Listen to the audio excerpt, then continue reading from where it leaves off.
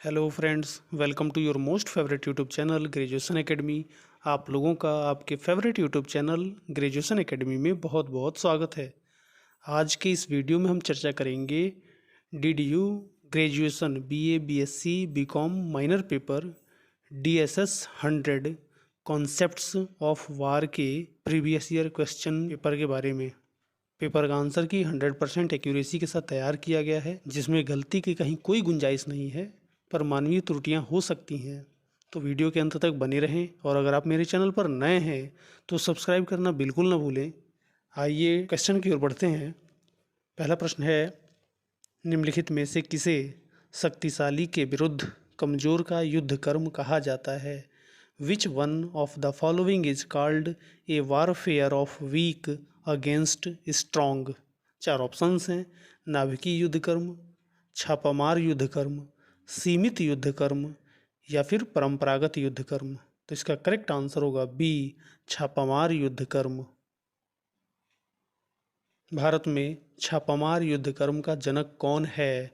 Who is the founder of guerrilla warfare in India? चार options हैं, जेमिनी, Shivaji, Stalin या फिर लेनिन। तो इसका करेक्ट आंसर होगा option B, Shivaji. Next question है, फैट मैन और लिटिल बॉय शब्द का प्रयोग किया गया था? Fat man and little boy were term used for. चार ऑप्शंस हैं, मिसाइलों के लिए, आदमी के नाम हेतु, परमाणु बमों के लिए या फिर रडार प्रणाली हेतु। तो इसका करेक्ट आंसर हो जाएगा सी, परमाणु बमों के लिए। क्वेश्चन नंबर 4 है, हिरोशिमा शहर पर परमाणु बम कब गिराया गया था? The atomic bomb was dropped on the city of Hiroshima on. तो इसका करेक्ट आंसर होगा ऑप्शन बी, 6 अगस्त 1945। अगला प्रश्न है, महाभारत में अश्वत्थामा मारा गया, यह कहकर किस युद्ध कर्म को अपनाया गया था? In Mahabharata Ashwatthama was killed by saying this which warfare was adopted. चार ऑप्शंस हैं, मनोवैज्ञानिक युद्ध कर्म, साइबर युद्ध कर्म, अंतरिक्ष युद्ध कर्म या फिर उपयुक्त में से कोई नहीं। तो इसका करेक्ट आंसर हो जाएगा ऑप्शन ए, मनोवैज्ञानिक युद्ध कर्म। महाभारत के युद्ध में युधिष्ठिर के द्वारा कौरवों की सेना को कमज़ोर करने के लिए ये बात भगवान श्री कृष्ण ने युधिष्ठिर से कहलवाया था, अश्वत्थामा मरो। उसके बाद उन्होंने जब कहा या नरो वाकुंजरो, तब तक भगवान श्री कृष्ण ने शंख बजा दिया और कौरवों की सेना को ये जो बाद के जो शब्द थे, या नरो वाकुंजरो, वो नर था या फिर जानवर था, ये सुनने नहीं दिया और भगवान श्री कृष्ण ने तुरंत शंख बजा दिया। तो यहाँ पर कौरवों की सेना पर मनोवैज्ञानिक प्रभाव डालने के लिए ही ये शब्द भगवान श्री कृष्ण ने युधिष्ठिर से कहलवाया था। क्वेश्चन नंबर 6 है, निम्नलिखित में से किसे राष्ट्र की रीढ़ कहा जाता है? Which of the following is called the backbone of the nation? चार ऑप्शंस हैं, सेना, हथियार, नौसेना या फिर अर्थव्यवस्था। तो इसका करेक्ट आंसर हो जाएगा ऑप्शन ए, सेना, आर्मी। नेक्स्ट क्वेश्चन है, नागासाकी शहर पर परमाणु बम कब गिराया गया था? The atomic bomb was dropped on the city of Nagasaki on. चार ऑप्शंस हैं, 6 अगस्त 1945, 8 अगस्त 1945, 9 अगस्त 1945 या फिर 9 जुलाई 1945। तो इसका करेक्ट आंसर हो जाएगा ऑप्शन सी, 9 अगस्त 1945। माओ त्से तुंग का जन्म कब हुआ था? वैन वाज माओ त्से तुंग बॉर्न? चार ऑप्शंस हैं, 1893, 1894, 1895 या फिर 1896। तो इसका करेक्ट आंसर हो जाएगा ऑप्शन ए, 1893। अगला प्रश्न देखते हैं। प्रश्न संख्या 9 है, इनमें से कौन मनोवैज्ञानिक युद्ध कर्म का साधन नहीं है? Which one is not a tool of psychological warfare? चार ऑप्शंस हैं, बुद्धि विवर्तन, प्रचार, अफवाह या फिर सामरिकी। तो इसका करेक्ट आंसर हो जाएगा ऑप्शन डी, सामरिकी, लॉजिस्टिक्स। प्रश्न संख्या 10 है, मारो और भागो सामरिकी का संबंध है, hit and run tactics belongs to. चार ऑप्शंस हैं, रेगिस्तानी युद्ध कर्म, स्थल युद्ध कर्म, छापामार युद्ध कर्म या फिर साइबर युद्ध कर्म। तो इसका करेक्ट आंसर हो जाएगा सी, छापामार युद्ध कर्म, गुरिल्ला वारफेयर। निम्नलिखित में से कौन नाभिकीय युद्ध कर्म का प्रभाव नहीं है? Which of the following is not an effect of nuclear warfare. चार ऑप्शंस हैं, नाभिकीय शीतकाल, सुनामी, आग की लपटें या फिर विकिरण। तो इसका करेक्ट आंसर हो जाएगा बी, सुनामी। निम्नलिखित विचारकों में से किसने वर्णित किया कि किसी क्रांतिकारी प्रकृति के युद्ध में छापामार कार्यवाहियों का आवश्यक अंग है? चार ऑप्शंस हैं, लेनिन, स्टालिन, डूडे या फिर माओ त्से तुंग। तो इसका करेक्ट आंसर हो जाएगा डी, माओ त्से तुंग। अगला प्रश्न है, निम्नलिखित में से किस देश में सबसे पहले नाभिकीय बम विकसित किया गया? चार ऑप्शंस हैं, यूके, चीन, रूस या फिर यूएसए। तो इसका करेक्ट आंसर हो जाएगा D, USA, United states of America. निम्नलिखित में से कौन प्रचार का प्रकार नहीं है? Which of the following is not a type of propaganda. चार ऑप्शंस हैं, श्वेत प्रचार, लाल प्रचार, काला प्रचार या फिर भूरा प्रचार। प्रचार का मतलब है प्रोपेगेंडा। प्रोपेगेंडा का शाब्दिक अर्थ है प्रचार, अधिप्रचार अथवा मत प्रचार। प्रोपेगेंडा किसी विशेष उद्देश्य से, विशेष तौर से राजनीतिक उद्देश्य के तहत किसी विचार और नज़रिए को फैलाने के लिए किया जाता है। प्रोपेगेंडा की शुरुआत युद्ध के दौरान दुश्मन की सेना को भौतिक रूप से पराजित करने के लिए एक अफवाह के रूप में हुई थी। और ये भी बता दें कि युद्ध के दौरान झूठ को सच साबित करने के लिए प्रोपेगेंडा का उपयोग किया जाता रहा है। तो इसका जो करेक्ट आंसर होगा वो हो जाएगा ऑप्शन बी, लाल प्रचार। अगला प्रश्न है, निम्नलिखित में से कौन हिंसात्मक युद्ध है? Which of the following is a violent war. चार ऑप्शंस हैं, आतंकवाद, आर्थिक युद्ध, राजनीतिक युद्ध या फिर मनोवैज्ञानिक युद्ध। तो इसका करेक्ट आंसर होगा ऑप्शन ए, आतंकवाद। आइए अगला प्रश्न देखें। किसने कहा था युद्ध राज्यों की एक वैधानिक दशा है? Who said war is a legal condition of states.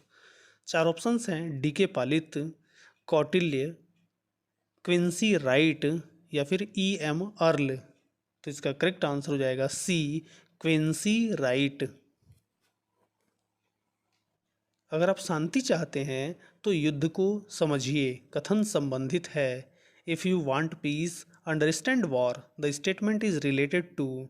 चार ऑप्शंस हैं, लिडिल हार्ट, संतजू, क्लाजविट्ज और या फिर मैकियावेली। तो इसका करेक्ट आंसर हो जाएगा ऑप्शन ए, लिटिल हार्ट। 1998 के नाभिकीय परीक्षण का कूट नाम क्या था? तो इसका करेक्ट आंसर हो जाएगा सी, ऑपरेशन शक्ति।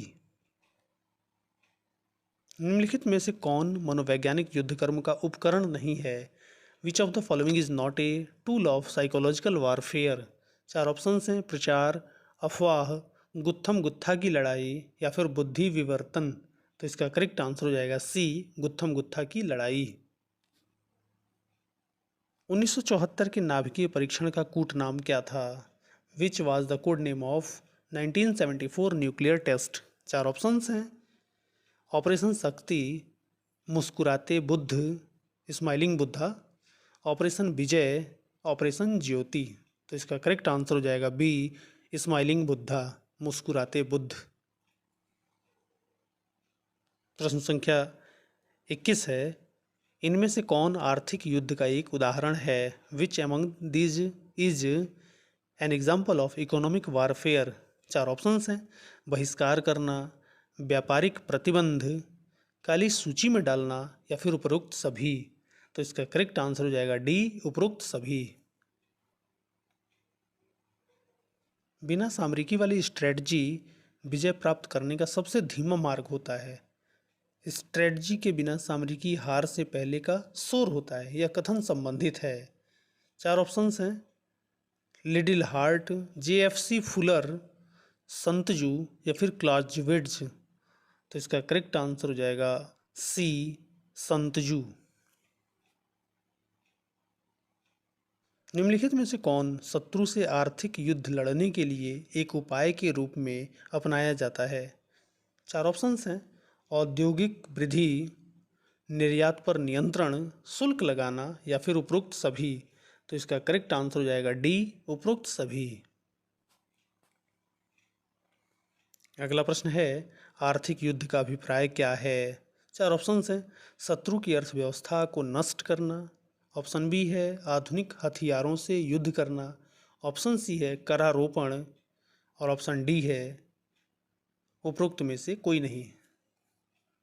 तो इसका करेक्ट आंसर हो जाएगा ऑप्शन ए, शत्रु की अर्थव्यवस्था को नष्ट करना। किसने कहा था कि युद्ध राष्ट्रीय नीतियों के क्रियान्वयन का अंतिम साधन है?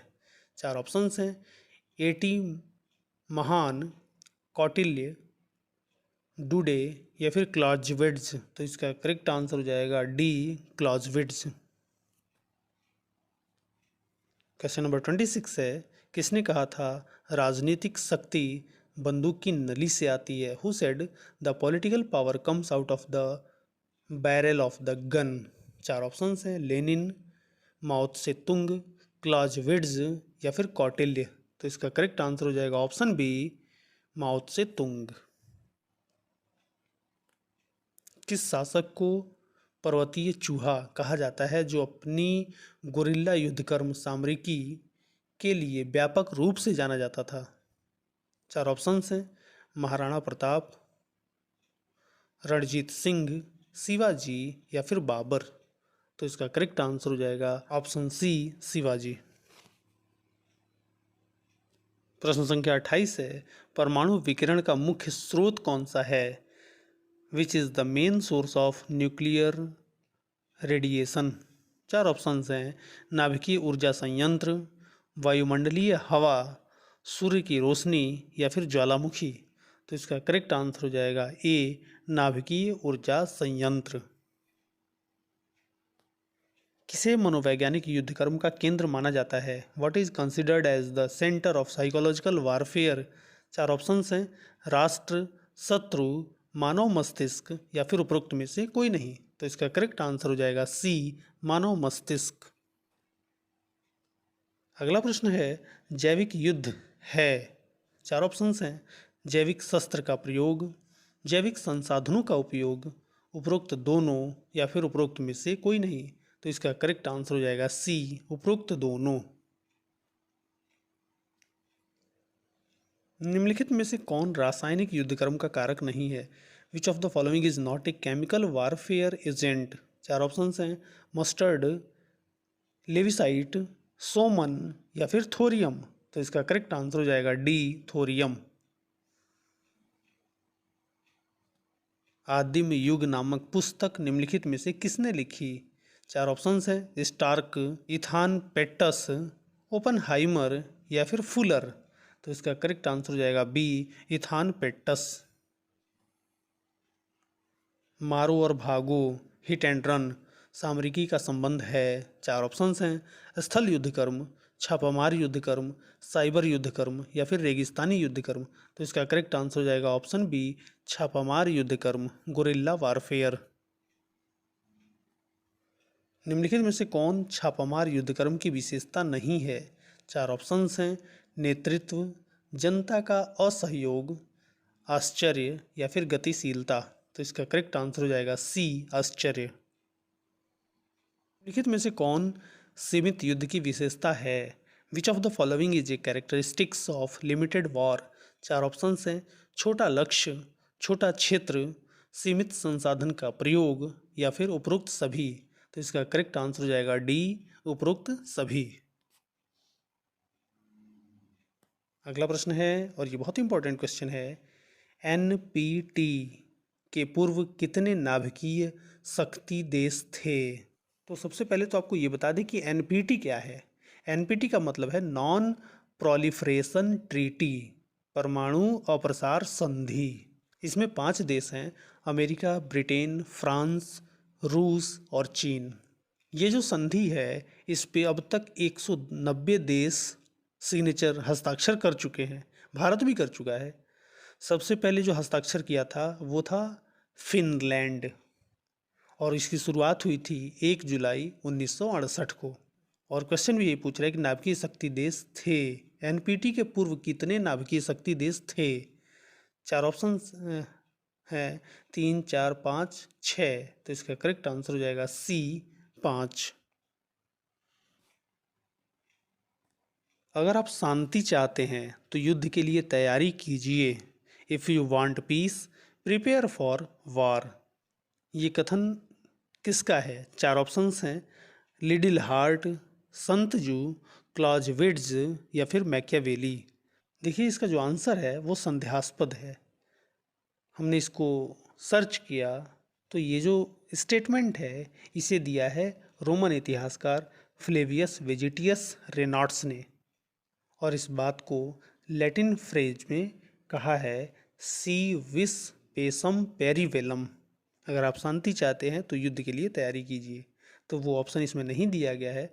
अगर आप लोगों को कहीं से मिलता है फ्लेवियस वेजिटियस रेनॉट्स के अलावा अगर इन चारों में से कोई ऑप्शन है तो आप कमेंट बॉक्स में कमेंट जरूर करें।